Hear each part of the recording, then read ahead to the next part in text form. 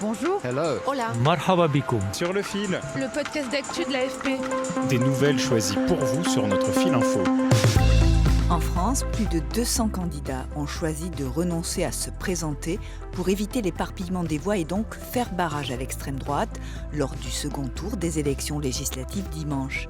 Sur le papier, ces désistements rendent plus difficile l'obtention d'une majorité absolue pour le Rassemblement national de Marine Le Pen et Jordan Bardella. Mais des inconnus demeurent. Personne ne sait si suffisamment d'électeurs vont accepter de suivre les consignes de vote et donc rejoindre ce front républicain contre l'extrême droite qui est devenu une constante dans la vie politique française. Alors quels sont les scénarios possibles entre une majorité absolue pour le Rassemblement national et une majorité relative plus ou moins confortable? Tout reste envisageable selon les experts. Pour en parler, j'ai invité dans Sur le fil la chef adjointe du service politique de l'AFP, Sophie De Villers, et Jean-Daniel Lévy de l'Institut de sondage Harris Interactive France. Sur le fil. Bonjour messieurs, dames, pour les élections de dimanche. Bonne journée. La distribution de tracts entre les deux tours battait son plein mardi matin sur le marché de Fontainebleau dans la deuxième circonscription de Seine-et-Marne. L'alternative.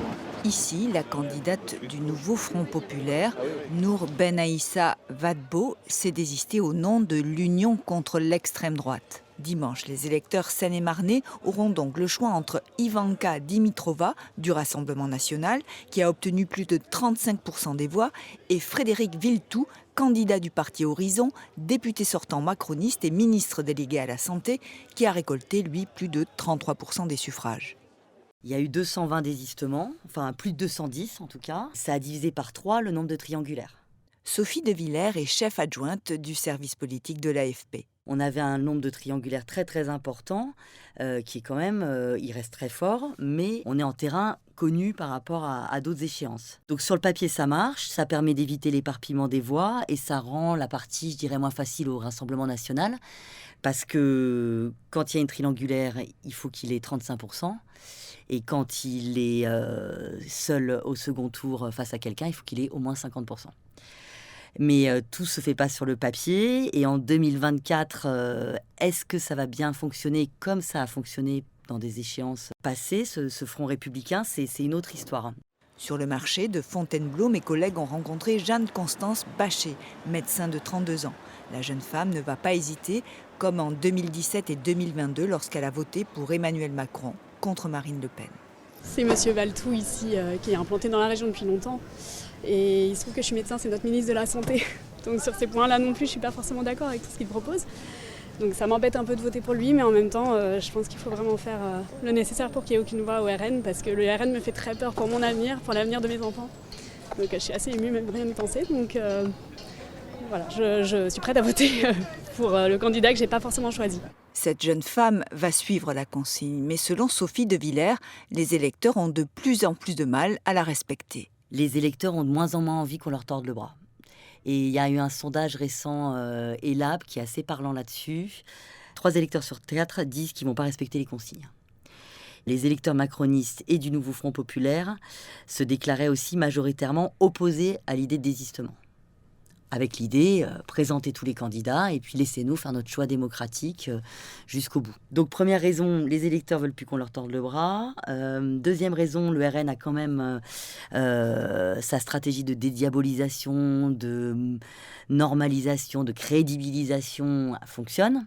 Et c'est un parti qui fait moins peur, qui n'est plus l'épouvantail. Et depuis qu'il a mis de l'eau dans son vin sur la sortie de l'euro, la sortie de l'Europe, tout ça fonctionne plutôt bien. Pour preuve, dans une de ses récentes études, l'Institut de sondage Harris Interactive montre que les Français sont davantage opposés à LFI qu'au RN, comme me l'a dit Jean-Daniel Lévy, directeur de Harris Interactive France.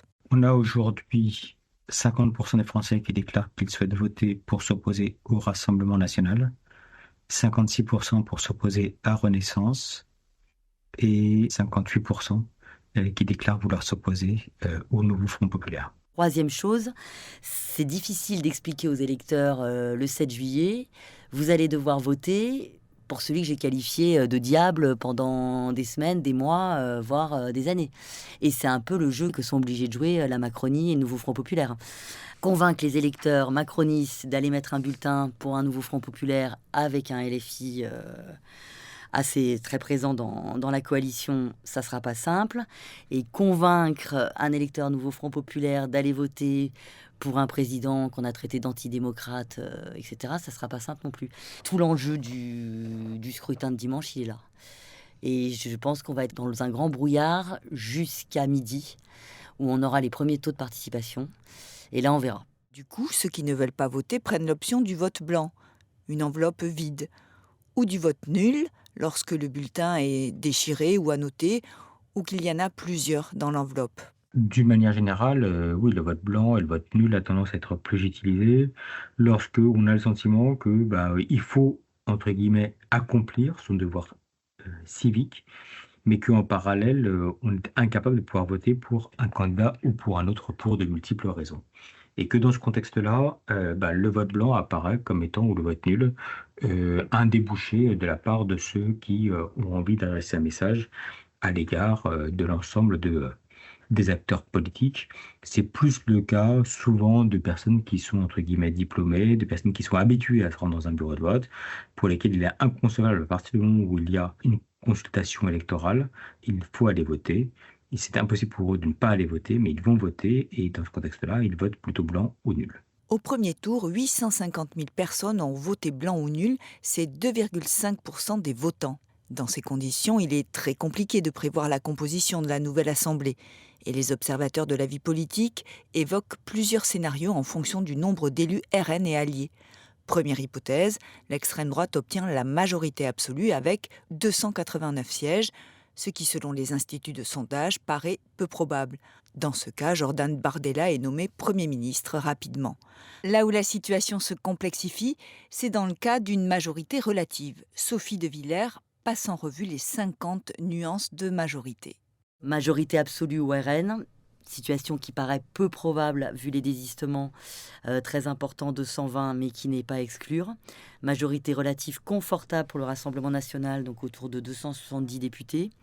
C'est un scénario envisagé par Marine Le Pen, qui a dit « nous irons à Matignon avec 270 députés et quelques soutiens divers droites, LR ou autres ». Troisième scénario, une majorité qu'on a connue donc, au temps d'Elisabeth Borne, plus faible, 240, 250 députés pour le RN, qui permettrait certainement au camp présidentiel, avec des soutiens LR, gauche, point d'interrogation, de faire fonctionner au texte par texte, mais ça sera compliqué vu les programmes très très différents des autres, ou alors le RN n'obtient que 200 députés, et là on se retrouvera avec vraiment les trois blocs, et peut-être la nécessité de faire un gouvernement technique à l'italienne, qui effectivement suivra un agenda minimal et avec le risque de ne contenter personne. Avec une coalition, la France rejoindrait l'Allemagne ou la Belgique qui ont connu de tels gouvernements. Ce serait une nouveauté qui semble très compliquée à mettre en place. Cette idée de coalition, elle chemine. Alors on nous dit bien, attendez le 7 juillet, on ne va pas parler d'une coalition avant d'avoir vu le résultat dans les urnes. Mais on sent bien en tout cas que les positions évoluent. On voit bien qu'entre le premier et le deuxième tour, le camp macroniste a frappé beaucoup moins fort contre la gauche et a bien pris des précautions pour ne pas froisser ceux qui pourraient éventuellement rejoindre cette coalition après le 7 juillet. Donc ça...